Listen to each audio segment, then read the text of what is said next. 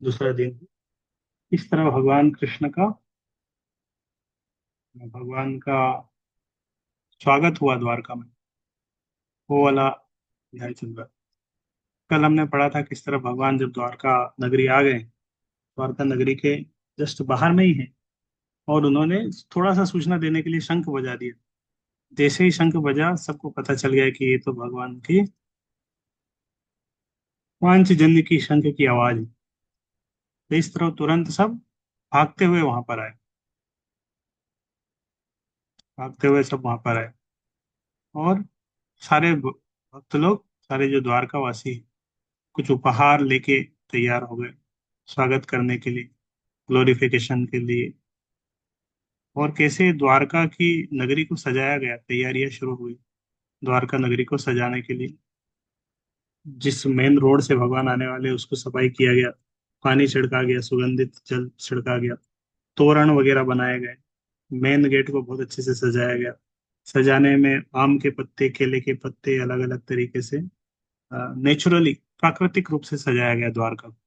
एकदम से रातों रात उन्होंने उसी समय, थोड़े ही समय में द्वारका नगरी को सजा दिया।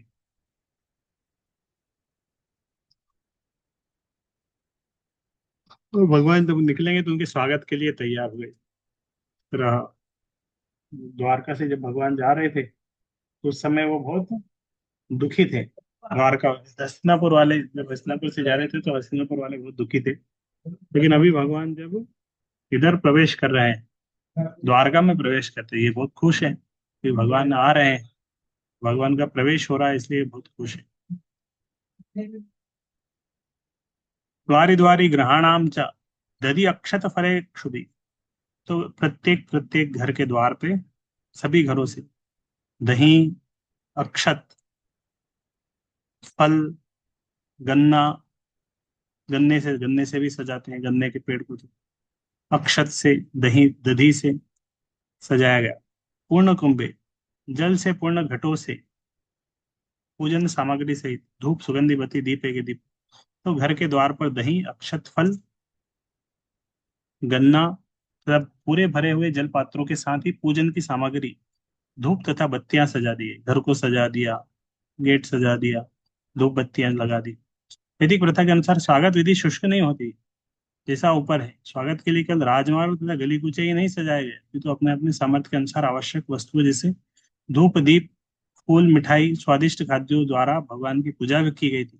ये सभी वस्तुएं भगवान को अर्पित की गई। वहां पर एकत्रित नागरिकों में प्रसाद वितरित किया गया। अतः आज के शुष्क स्वागत जैसा ना था, प्रत्येक घर भगवान का ऐसा स्वागत करने के लिए प्रस्तुत था। अतः राजमार्गों तथा गली कुचों के घर घर में ऐसा प्रसाद नागरिकों को बांटा गया, और यह समारोह सफल रहा। प्रसाद वितरण के बिना कोई भी उत्सव पूरा नहीं होता। यही वैदिक संस्कृति की शैली है। तो कोई भी उत्सव हो, प्रसाद वितरण होना चाहिए। बस ये ऑनलाइन वाले उत्सव में प्रसाद वितरण नहीं हो पाता है। बाकी ऑफलाइन में अगर कोई भी उत्सव होता है, प्रसाद वितरण उसका एक महत्वपूर्ण कार्य है, होना ही चाहिए। स्वागत भी कैसे होना चाहिए, ऐसे ने आजकल पूरा आर्टिफिशियल तरीके से सब कुछ हो गया है। फ्लेक्स बस लगा देते हैं स्वागत का, हम आपको स्वागत करते हैं, या ये कर रहे हैं, वे कर रहे हैं। और फूल फल की जगह कागज के वो उड़ा देते हैं। पहले लोग, देवता लोग ऊपर से फूल बरसाते थे, अभी मशीनों से कागज उड़ा देते हैं। तो बहुत स्वागत की विधि बहुत शुष्क होती जा रही है धीरे धीरे।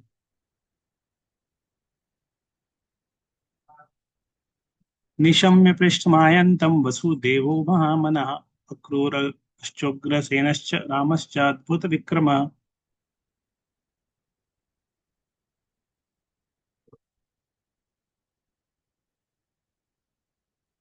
तो जब पता चला सबको कि उनके प्रिय भगवान कृष्ण आ गए हैं, तो वसुदेव जो महामना है, उदार सीता है, तो क्रूर, उग्रसेन,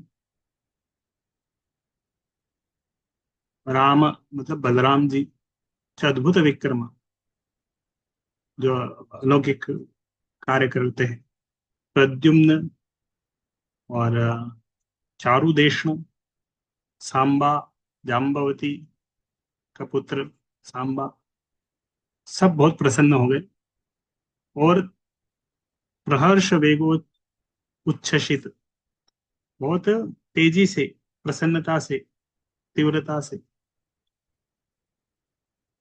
उन्होंने उन्होंने लेटना बैठना भोजन करना छोड़ दिया। जो जिस काम में था सारे काम छोड़ दिए। क्या करना है अभी? स्वागत करना है, भगवान आ रहे हैं। तो सारे काम उन्होंने लेटना बैठना भोजन करना छोड़ दिया, मोबाइल चलाना छोड़ दिया और स्वागत के लिए रेडी हो गए। वसुदेव राजा शूरसेन के पुत्र, देवकी के पति तथा श्री कृष्ण के पिता थे। ये कुंती के भाई तथा सुभद्रा के पिता थे।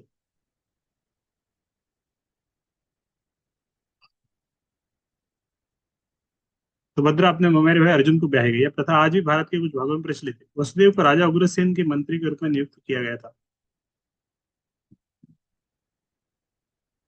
तो उग्रसेन राजा थे, उनके मंत्री थे वसुदेव। और बाद में उन्होंने उग्रसेन के भाई देवक की 8 कन्याओं के साथ विवाह किया।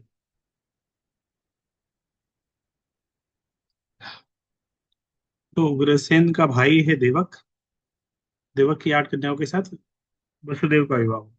देवकी उनमें से एक थी। कंस उनका साला था। वसुदेव ने स्वेच्छा से कंस का बंदी बनाना इस शर्त पर स्वीकार किया कि देवकी का 8वां पुत्र उसे दे दे, लेकिन कृष्ण ने इच्छा से वह बदला।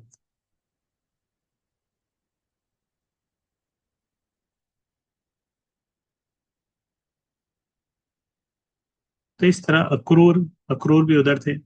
वृष्णि कुल के सेनापति था, भगवान कृष्ण के महान भक्त थे अक्रूर। सेनापति थे वृष्णि कुल के। ये अक्रूर किसके लिए प्रसिद्ध है? वंदन के लिए। जो आता है ना, सत सप्त पुरुष श्रवण कीर्तन, तो एक में वंदना करने के लिए, स्तुति करने के लिए अक्रूर बहुत प्रसिद्ध है। ते अहुक की पुत्री सुतनी के पति थे। जब अर्जुन कृष्ण की इच्छा में सुभद्रा का हरण करके ले गए तो उन्होंने अर्जुन की सहायता की थी। सुभद्रा का सफलपूर्वक हरण के बाद कृष्ण तथा अक्रूर दोनों ही उनसे मिलने गए और इस घटना के बाद अर्जुन को दहेज दिया। तो सुभद्रा का पुत्र अभिमन्यु का परीक्षित की उत्तरा के साथ विवाह होता, तब भी अक्रूर उपस्थित थे।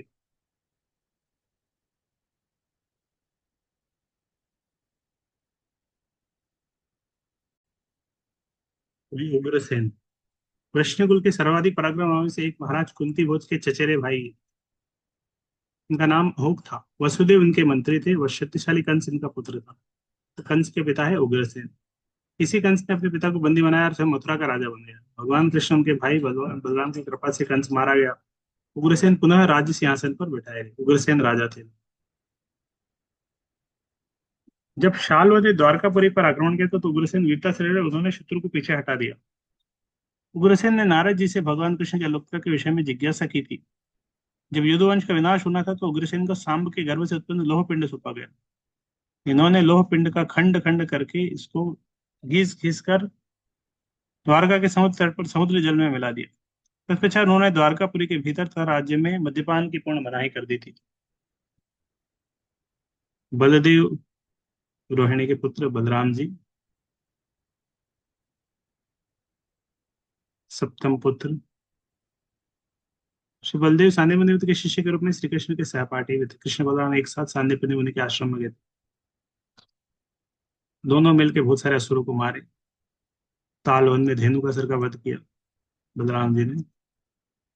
कुरुक्षेत्र के युद्ध में वो तटस्थ थे, मतलब युद्ध नहीं कर रहे थे। वो प्रयास कर रहे थे युद्ध ना हो, लेकिन दुर्योधन का पक्ष लिया था उन्होंने। लास्ट लास्ट में गए थे जब दुर्योधन भीमसेन का युद्ध हुआ था। कृष्ण जी ने उनको शांत शांत किया जब गुस्सा आ गए थे तो।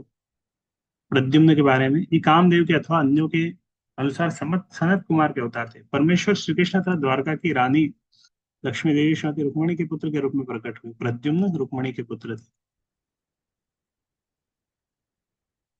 थे। टाल्व से वो भी युद्ध किए थे। तो ये सेनापति थे, बहुत पराक्रमी थे। उन्होंने पुनः शालू से युद्ध किया और विजय हुए थे। चारुदेशन, श्री कृष्ण तथा रुक्मणी देवी के एक और पुत्र, मतलब एक तो प्रद्युम्न है, प्रद्युम्न का भाई है चारुदेशन, कृष्ण और रुक्मणी के। एक एक रानियों के 10-10 पुत्र थे, एक एक पुत्री थी। ये सभी द्रौपदी स्वयंवर उपस्थित है।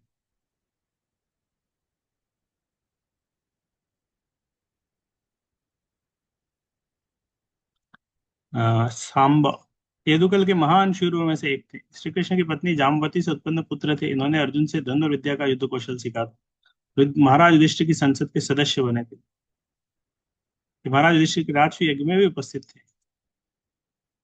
जाम्बवती के पुत्र सांबा।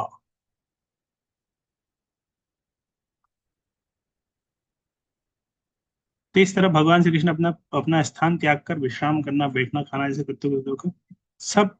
अभी सबको पता चल गया, न्यूज आ गया भगवान आ रहे हैं, सबके पास नोटिफिकेशन चला गया। सब ने अपने अपने काम छोड़ दिए, विश्राम करना छोड़ दिया, बैठना खाना जो जिस काम में लगा था सब छोड़ के स्वागत के लिए चले गए, दर्शन के लिए। वारणेन्द्रम, वारण इंद्रम। तो एक हाथी रहता है जिसका उपयोग होता है मांगलिक कार्यों के लिए, उसको बोलते हैं वारण इंद्रम। पुरस्कृत्य से। तो हाथी को आगे किया। दक्षिण भारत में अभी भी इस तरह होता है कि मांगलिक कार्य होता है उसमें हाथी को लेके आते हैं। और हाथी मंदिर के सामने वो भी खड़ा रहता है, दर्शन खुलता है, वो भी आरती में भाग लेता है, अपना पूंछ हिलाता है, ट्रेनिंग होता है उसका। मांगलिक कार्य वाला हाथी वारणेन्द्रम। ब्राह्मणे सुसमंगले, ससुमंगले, समस्त शुभ लक्षणों सहित, शंख तुर्या निनादेन ब्रह्म घोषेण चाद्रता। चाद्रता वाद्रता मतलब महिमा मंडित। तो प्रति उजमुह, उजगमुह, तेजी से बढ़े रथ पर, आनंद में प्रणयागत स्नेह से सिक्त सादर। वे फूल थामे हुए ब्राह्मणों से रथों पर भगवान की ओर तेजी से बढ़े। उनके आगे आगे सुबह के प्रतीक हाथी थे। शंख तुरई बज रहे थे, वैदिक स्वर उच्चारित हो रहे थे। इस प्रकार उन्होंने स्नेह सिक्त अभिवादन किया। फिर महापुरुष के स्वागत की विधि, वैदिक विधि से सम्मान का वातावरण उत्पन्न होता है, जो आगंतुक के लिए स्नेह तथा सत्कार से पूर्ण होता है। इससे स्वागत का शुभ वातावरण उपयुक्त साज सामग्री पर निर्भर करता है, जिसमें शंख पुष्प सजे हुए हाथी वैदिक साहित्य के श्रुतों का पाठ करते हुए योग्य ब्राह्मण सम्मिलित है। उसी समय सैकड़ों विख्यात वैश्याएं विविध सवारियों पर आरूढ़ होकर आगे बढ़ चली। जैसे भी भगवान से मिलने के लिए अत्यंत उत्सुक थी, और उनके सुंदर मुखमंडल चमचमाते कुंडलों से सुशोभित थे, जिनके कारण उनके ललाट की शोभा बढ़ रही थी।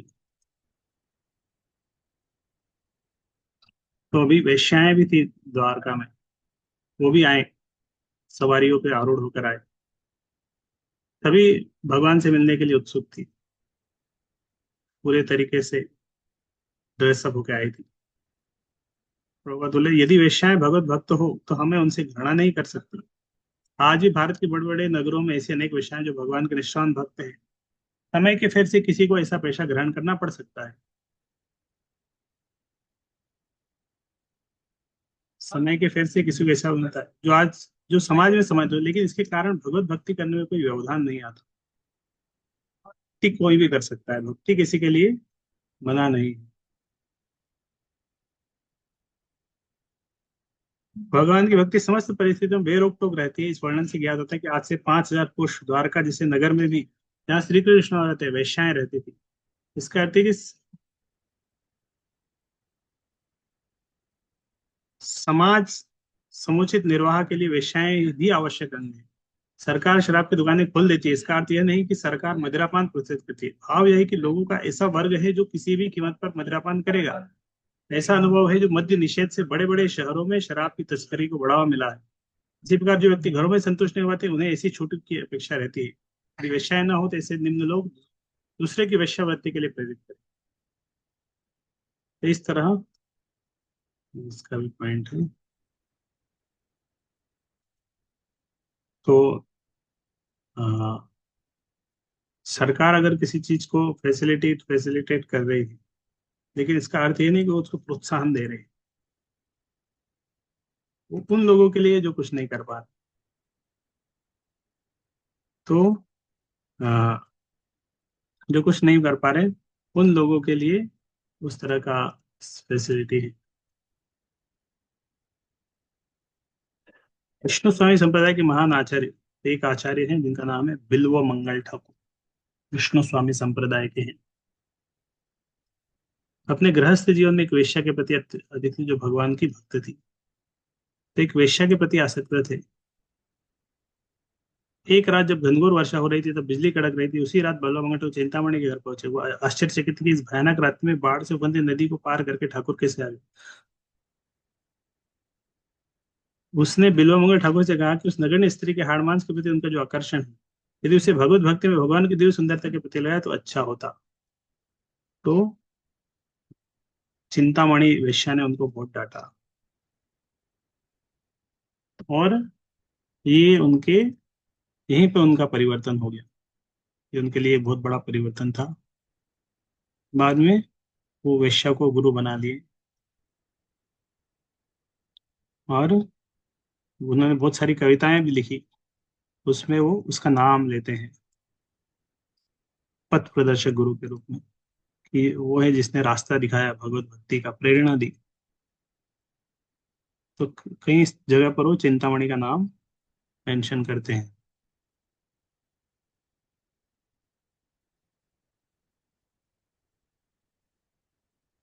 ऐसा प्रतीत होता है कि भगवान से मिलने के लिए इतनी उत्सुक थी कि उनकी अनन्य भक्ति थी। इस तरह भगवत गीता के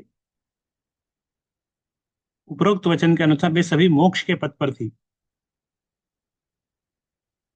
तो भगवान की भक्त थी वो सब। तो समाज में जिस मात्र सुधार की आवश्यकता है वह है सारे नागरिकों को भगवत भक्त बनाना। इस तरह उनमें स्वर्ग के निवासियों समस्त सद्गुण आ जाएंगे। तो समाज में अगर लोग भक्त बन जाएंगे तो अपने आप सारे गुण सद्गुण आ जाएंगे। दूसरी ओर जो अभक्त है उनमें एक भी सद्गुण नहीं होता, भले ही भौतिक दृष्टि से वे कितने ही उन्नत क्यों ना हो। अंतर इतना ही है कि भगवत भक्त मोक्ष के पथ पर होते हैं, लेकिन अभक्त भवबंधन में अधिकाधिक उलझन के मार्ग पर होते हैं। सभ्यता की प्रगति की कसौटी यह है कि लोग मोक्ष के मार्ग के लिए शिक्षित है या नहीं, उस पर अग्रसर है या नहीं।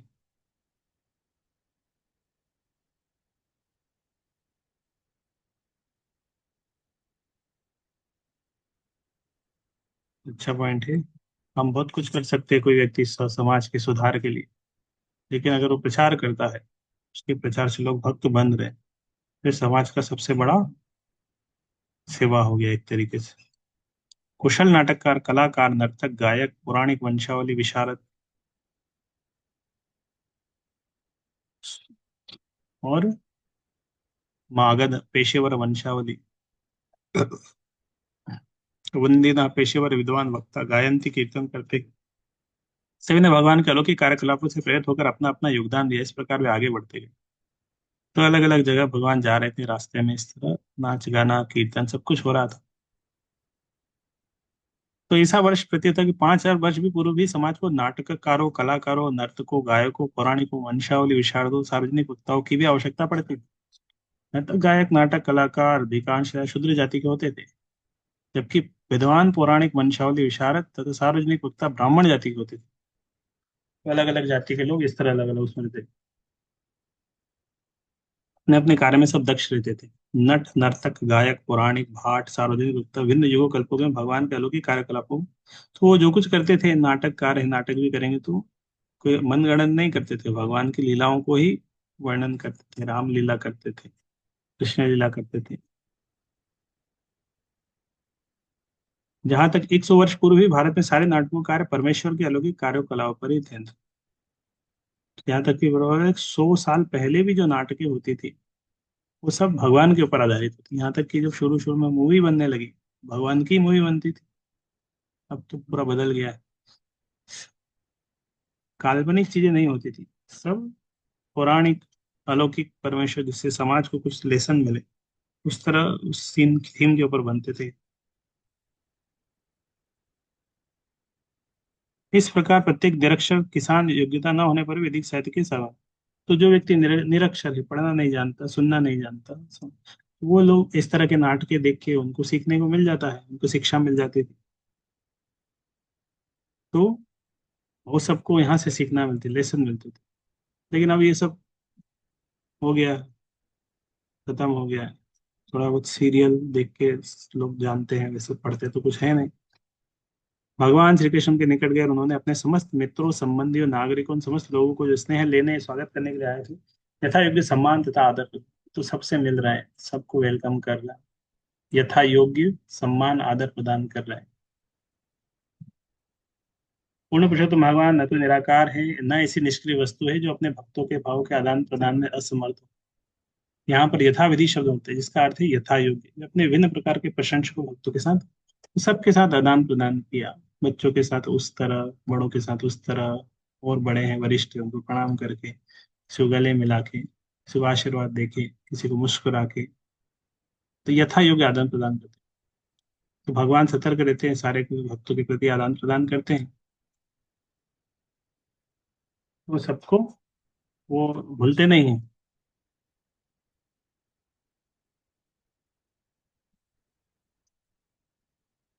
सर्वशक्तिमान भगवान ने वहां पर उपस्थित लोगों को, यहाँ तक कि नीच से नीच जाति वाले वाले को अपना मस्तक झुकाकर, बधाई देकर, आलिंगन करके, हाथ मिलाकर, देख कर, हंस कर, आश्वासन देकर, वरदान देकर अभिवादन किया। तो सबको यथा योग्य, नीच से नीच जाति वाले को भी अपना मस्तक झुकाकर, बधाई देकर, मतलब किसी को ऐसा नहीं कि ये तो शुद्र है, देखा भी नहीं उसकी तरफ। अगर कोई आया है भगवान से मिलने के लिए, तो भगवान ने सबके साथ आदान प्रदान किया, देखा उसकी तरफ, मुस्कुराए, प्रणाम किया, आलिंगन किया, हाथ मिलाया, देखा, हंसे, आश्वासन दिया।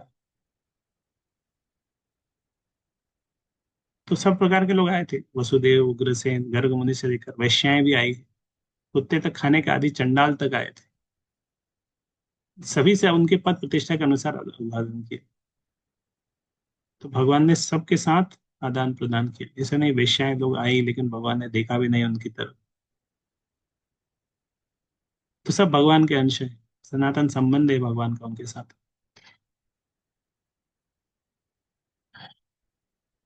तो अ, भौतिक श्रेणियों के बावजूद भगवान अपने विभिन्न अंशों पर समान रूप से वत्सल रहते हैं। इस तरह सबको स्मरण दिलाते हैं वापस भगवत धाम चलने के लिए, इसलिए भगवान आते हैं, सबको स्मरण दिला के, याद दिला के बुलाते हैं, चलो। स्वयं च गुरुभिर्विप्रये सदारे स्थिरवेरपि आशीर्भिर्युज्यमानो अन्यैर्बन्धाभिश्चावशित्पुरम्। तो वयस्क स्वजन थे उनके, गुरुवर थे, ब्राह्मण थे, और उनकी उनकी पत्नियां भी थी। स्थिर विरय अशक्त वृद्धों के द्वारा सबको आशीर्वाद भी दे रहे थे, सब भगवान कृष्ण को प्रशंसा कर रहे थे, उनकी उनकी वंदना कर रहे थे। सबके साथ भगवान ने अपने नगर में प्रवेश किया, तो सब बाहर ही उनका स्वागत करने के लिए आ गए। और सब साथ में अभी, सब साथ में आ रहे हैं, भगवान के साथ में प्रवेश हो रहा है, आशीर्वाद दे रहे थे, भगवान के यशो का गान कर रहे थे, भगवान की महिमा का प्रशंसा कर रहे थे। समाज में ब्राह्मण कभी भी भावी निवृत्त जीवन के लिए धन संग्रह करने के प्रति ध्यान नहीं देता। जब वृद्ध एवं अशक्त हो जाते तब वे अपनी पत्नियों से राज दरबार पहुंचते थे, और केवल राजाओं की महिमा युक्त कार्यों की प्रशंसा करने से उन्हें जीवन की सारी आवश्यकताएं प्रदान की जाती। ब्राह्मण राजा के चाटुकार नहीं होते थे, अभी तो इससे राजाओं को वास्तव में यश मिलता था, और उन ब्राह्मणों के संबंधित कार्यों से को राजा ब्राह्मणों की देखरेख करता था, उनको ज्यादा उनके लिए टेंशन नहीं लेना पड़ता था। जब भगवान राजमार्ग से होकर जा रहे थे, तो द्वारका के प्रतिष्ठित परिवार की सभी स्त्रियां भगवान का दर्शन करने के लिए अपने अपने महलों की टोरियों पर चढ़ गई, जिससे वे एक महान उत्सव समझ रही थी। पहले भी हमने हस्तिनापुर में देखा, हस्तिनापुर वाली स्त्रियां भी महल के ऊपर चढ़ गई थी, उधर से फूल बरसा रही थी, वो बहुत दुखी थी, भगवान जा रहा है, बातें भी कर रही थी भगवान के बारे में। द्वारका की स्त्रियां भी महलों के ऊपर, महलों की अटारियों पे चढ़ गई, वो बहुत उत्सव समझ रही थी, इस तरह भगवान की रथ यात्रा निकल रही है, रथ यात्रा निकल रही है एक तरीके से। भगवान का दर्शन करना निस्संदेह अपने आप एक महोत्सव है। जे जैसा कि द्वारका नगर की स्त्रियों ने माना, इसे आज भी भारत की श्रद्धालु स्त्रियां इसी तरह मानती है। विशेषकर झूलना तथा जन्माष्टमी उत्सव के अवसर पर भगवान के मंदिर में, जहाँ उनके शाश्वत दिव्य रूप की पूजा की जाती है, विस्तार स्त्रियां सर्वाधिक संख्या में जुटती हैं। मंदिर में से भगवान का दिव्य स्वरूप साक्षात भगवान से भिन्न नहीं होता। भगवान का ऐसा स्वरूप अर्चा विग्रह या अर्चा अवतार कहलाता है। भौतिक जगत के असंख्य भक्तों की भक्ति के सुलभ बनाने के लिए भगवान के अंतरंग शक्ति द्वारा इसे विस्तार दिया जाता है।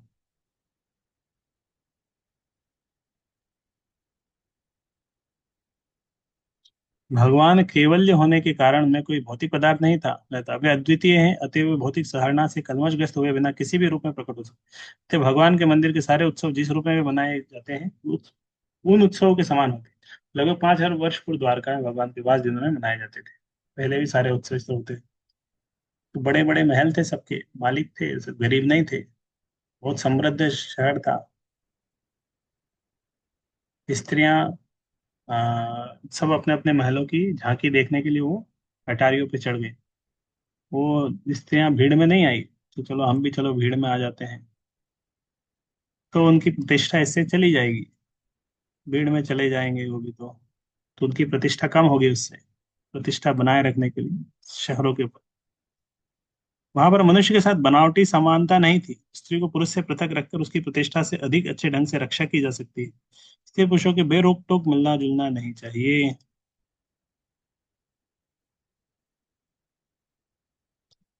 द्वारकावासी समस्त सौंदर्य के आगार अच्युत भगवान को नित्य निहारने के अभ्यस्त थे, फिर भी वे कभी तृप्त नहीं होते थे। तो द्वारका नगर की स्त्री अपने अपने महलों के टेरे पर चढ़ गई, तो उन्होंने यह कभी नहीं सोचा कि इससे पूर्व उन्होंने अच्युत भगवान के सुंदर शिव को अनेक बार देखा था। तो भगवान दर्शन की इच्छा से स्त्रियां तृप्त नहीं हुई थी। यदि कोई भौतिक वस्तु बार बार देखता है तो आकर्षण कम हो जाता है, लेकिन भगवान का है दिव्य शरीर है, बार बार देखने से सुंदरता और बढ़ती है। व्यक्ति भाव बंधन से मुक्त हो जाता है। भौतिक दिव्य शरीर है इस तरह भगवान का। भगवान का वक्षस्थल लक्ष्मी देवी का निवास स्थान है। उनका चांद जैसा मुखड़ा न उन नेत्रों के लिए जलपात्र के समान है जो सुंदर वस्तुओं के लिए सदैव लालायित रहते हैं। उसकी भुजाएं प्रशासक देवताओं के लिए आश्रय स्थल, और उनके चरण कमल उन शुद्ध भक्तों के अर्चना स्थल है जो भगवान के अतिरिक्त न तो कुछ कहते हैं न गाते हैं। मनुष्यों की अनेक कोटियां हैं और वे सभी भिन्न भिन्न वस्तुओं में भिन्न भिन्न प्रकार का भोग खोजती रहती है। कुछ ऐसे व्यक्ति हैं जो लक्ष्मी देवी की कृपा के इच्छुक रहते हैं। उन्हें वैदिक साहित्य यह बताता है कि चिंतामणि धाम में भगवान हजारों हजार लक्ष्मियों के द्वारा पूरे भक्तिभाव सेवित सहित सेवित होते हैं। ये धाम भगवान का दिव्य घर है, जहाँ सारे भक्त कल्पतरु है, प्रसाद पारसमणि से बने हुए हैं। तो इस तरह इस ब्रह्म संहिता का एक श्लोक है। सीता आतपवत्र श्वेत छाता व्यजने चामर से उपस्कृत झला जाकर प्रसून फूलों की वर्षे वर्षा से अभिवर्षित छदित होकर पथि मार्ग पर पिशंग वासा पीताम्बर से वन मालया फूलों के हारों से घना बादल जिस प्रकार सूर्य चंद्रमा, जब भगवान द्वारका के राज्यों से होकर गुजर रहे थे तब एक श्वेत छात्र तान कर उनके सिर को धूप बचाया जा रहा था। ये धूप थी, तो उधर भी एक छाता लेके आए थे। तो इस तरह वहां पे देखा, हस्तिनापुर से जब जा रहे थे उधर अर्जुन ने छाता पकड़ा था। छाता पे हीरे मोतियों से वो सजा हुआ था पूरा छाता। और मार्ग पर फूलों की वर्षा हो रही थी। पीताम्बर फूलों के हार से वे इस प्रकार प्रतीत हो रहे थे मानो श्याम बादल एक ही साथ सूर्य चंद्रमा बिजली इंद्रधनुष से गिर गया हो। कृष्ण श्याम के समान है, बादल के समान। और वहां पे सूर्य चंद्रमा बिजली इंद्रधनुष से घिर गया हो ऐसा लग रहा था।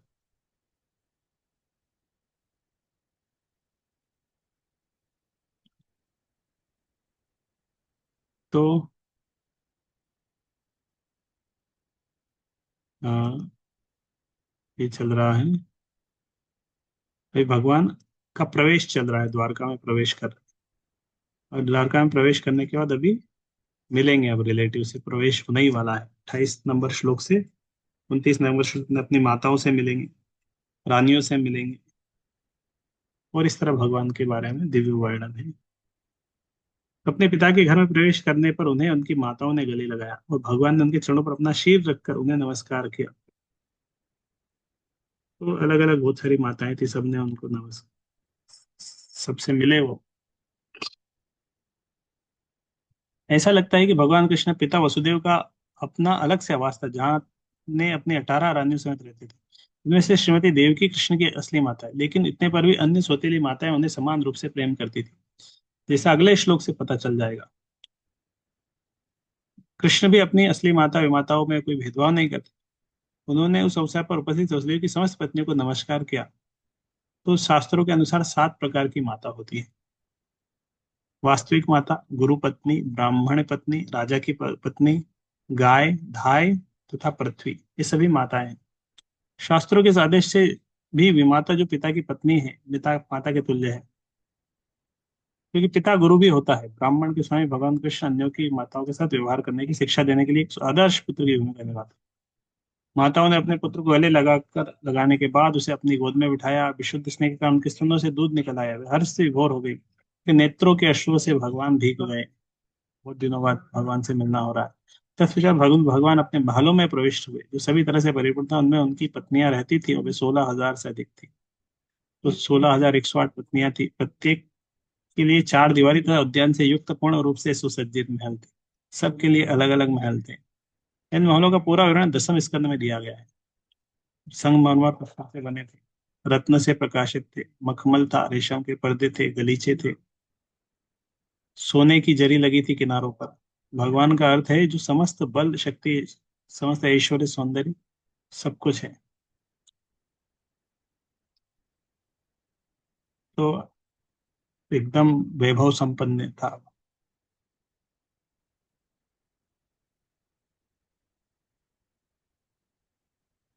तो इस तरह संजात मनो महोत्सव, तो बहुत प्रसन्न हुई सारी उनकी पत्नियां। मन के भीतर उनका प्रसन्नता पूर्वक उत्सव का भाव आ गया।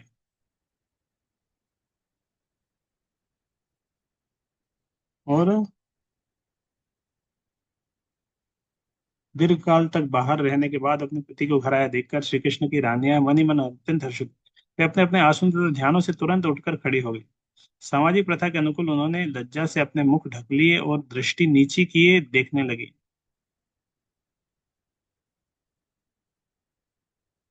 ऊपर भगवान की 16,108 रानियों के महलों में प्रविष्ट हुई, इसका अर्थ है कि भगवान तुरंत ही अपना विस्तार उतने अंशों में कर दिया। तो 16,108 रानियां हैं, तो सारे भगवान ने 16,100 जितनी रानी थी, जितने महल थे, एक साथ सारे महलों में प्रवेश किए। इस तरह भगवान विस्तार कर लेते हैं। भगवान परम पूर्ण एक है, किंतु इच्छा से वे अनेक बन जाते हैं। भिन्नांश उनकी शक्ति के द्योतक है, पूर्णांश उनके व्यक्तित्व के अभिव्यक्ति है। इस तरह भगवान ने अपने 16,108 पूर्ण अंश प्रकट किए और प्रत्येक रानी के महल में प्रविष्ट हुए। 16,108 रूप में भगवान एक साथ सारे महलों में प्रवेश कर रहे हैं।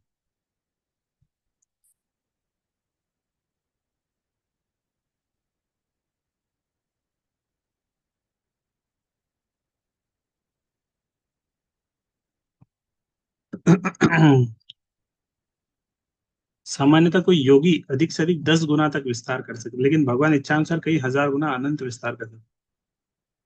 तो योगी भी, कोई व्यक्ति योगी करता है, योगी प्रोसेस के द्वारा 10 रूप में एक साथ विस्तारित कर सकता है। एक साथ वो 10 जगह जा सकता है। एक साथ वो वृंदावन भी चला गया, मायापुर भी चला गया, जगन्नाथपुरी भी चला गया, साउथ इंडिया भी चला गया, अमेरिका भी चला गया। तो 10 जगह एक साथ वस्तु विस्तार कर सकता है एक साथ। तो मनुष्य को यह जान लेना चाहिए कि भगवान कभी जीवों के स्तर पर नहीं होते, लेकिन भगवान अनंत है, जितने रूप बनाएंगे उतना विस्तार कर सकते। ब्रह्मा जी ने एक बार चुरा लिए थे ग्वाल बाल को, गायों को चुरा लिया, तो भगवान खुद ही विस्तार कर लिए, सारे ग्वाल बाल भी बन गए, गाय भी बन गए, बछड़े भी बन गए। हम्म,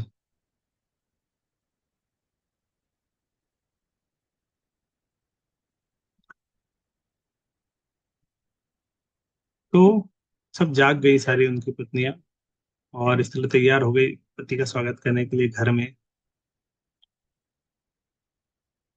याज्ञवल्क्य के धार्मिक अनुसार जिस स्त्री का पति घर से बाहर हो, उसे न तो किसी सामाजिक उत्सव में भाग लेना चाहिए, न शरीर को अलंकृत करना चाहिए, न हंसना चाहिए, न किसी परिस्थिति में अपने संबंधी के घर जाना चाहिए। जिन स्त्रियों के पति बाहर हो उनके लिए यही व्रत है। लेकिन साथ ही यह भी कहा जाता है कि पत्नी कभी भी अपने पति के समक्ष मलिन अवस्था में उपस्थित न हो। वो अपने आप को आभूषणों से अलंकृत करे और अच्छे वस्त्र पहने पति के समक्ष सदैव प्रसन्न हर्षित मुद्रा में जाए।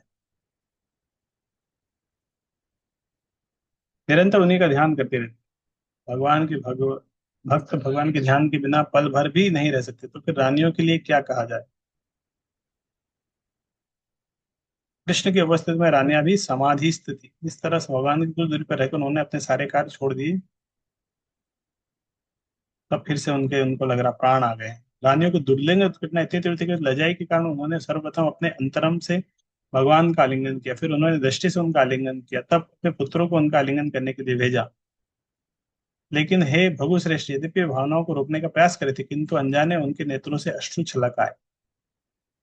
इस तरह मन ही मन उन्होंने भगवान को आलिंगन किया, पुत्र को भेजा, और इस तरह भाव प्रकट हुए थे, उनके आंखों से आंसू आ गए।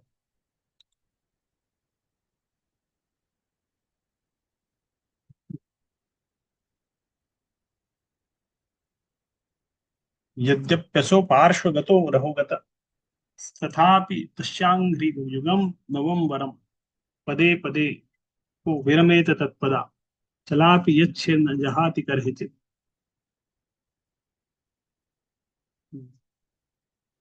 तो निश्चय ही, यद्यपि पार्श्वगत, यदि भी भगवान कृष्ण निरंतर उनके पास थे, बिल्कुल अकेले भी थे, तो भी उनके चरण उन्हें नवीनतम लग रहे थे। ये लक्ष्मी, यद्यपि लक्ष्मी जी स्वभाव से चंचल है, वे भी भगवान के चरणों को नहीं छोड़ती थी। तो भला जो स्त्री एक बार उन चरणों की शरण में जा चुकी है, वह उस उनसे किस प्रकार विलक की जा सकती है। तो पहले इस तरह होता था।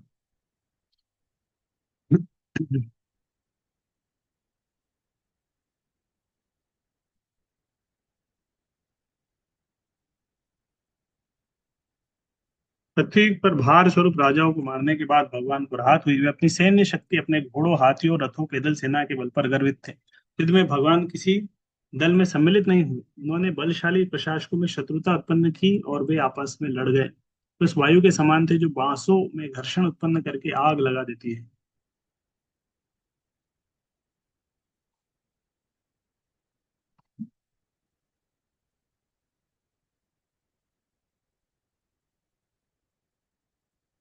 स एष नरलोकस्मिन् ववतीर्णः स्वमायया प्रेमे स्थिरत्नकुटस्थो भगवान पाक्रतो यथा। पूर्ण पुरुषोत्तम भगवान श्री कृष्ण अपनी हेतु की कृपा से अपनी अंतरंगा शक्ति द्वारा इस लोक में प्रकट हुए। सुयोग्य स्त्रियों के साथ इस तरह भोग किया मानो वे संसारी कार्यों में लगे हुए। तो संसारी कार्य की तरह गृहस्थ की भूमिका निभा रहे हैं भगवान। 16,108 रानियां हैं, पृथक महल थे सबके। लेकिन ये कार्य कोई संसारी नहीं है, भगवान जो कुछ करते हो दिव्य है। उनके साथ व्यवहार कोई संसारी यौन संबंध नहीं समझा जाना चाहिए। जो स्त्रियां उनकी पत्नी बनी, वे सामान्य स्त्रियां भी नहीं थी। कोटि कोटि जन्मों की तपस्या का परिणाम ही हो सकता है। भगवान विभिन्न लोकों में या मनुष्य लोक में प्रकट होते हैं, तो वे बद्ध जीवों के दिव्य लोक में अपना नित्य दास, मित्र, जनक, जननीता, प्रीतम बनाने हेतु आकर्षित करने के लिए ही अपनी दिव्य लीलाओं का प्रदर्शन करते हैं।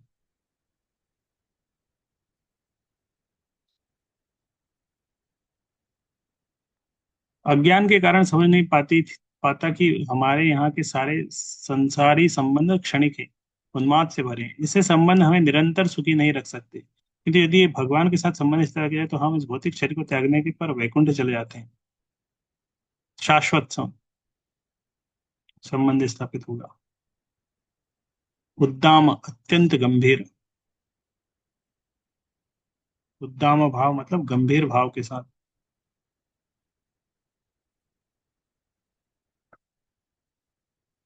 पिशून अमल बलगुहास,